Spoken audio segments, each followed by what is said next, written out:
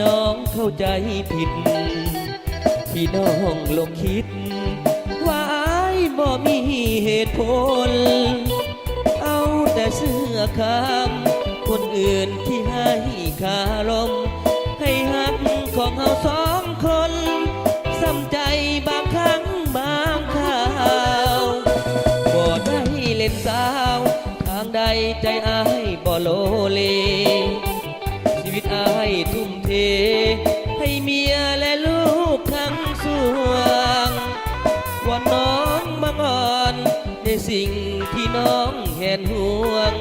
ยัดอายไปถือเขาลวงยัดอายไปควงกับสาวคนใหม่อายบ่ได้ไปทางใดผิดที่ผิดของเพียงแต่ไปกับเพื่อนพ้องว่าน้องอย่าได้กังวลถ้าน้องหักอายเสื้ออายเดี๋ยวเดินหน้ามนวันเวลาเขาว่าพิสูจน์คนหักอายมันคงนักการเวลาหากวันใดได้ยินเสียงว่าหวานหวาน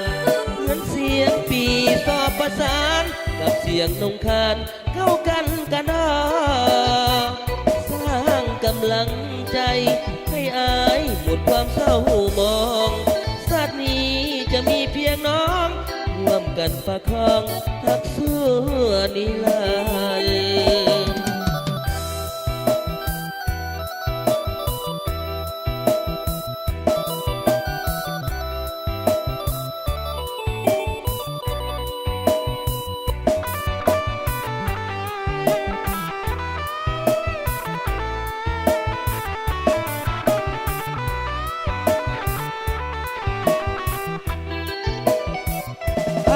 บ่ได้ไป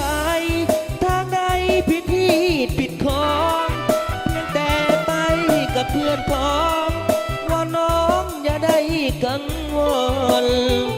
ถ้าน้องหักอายเสื้ออายเนี่ยเดินหน้ามนวันเวลาเขาว่าพิสูจน์คนหักอายมันคงเนื้อการเวลาหากวันใด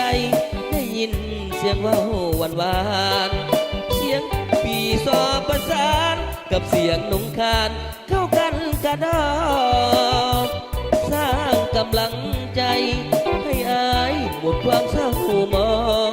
ชาตินี้จะมีเพียงน้องร่วมกันประคองหักเสื้อนิรันดร์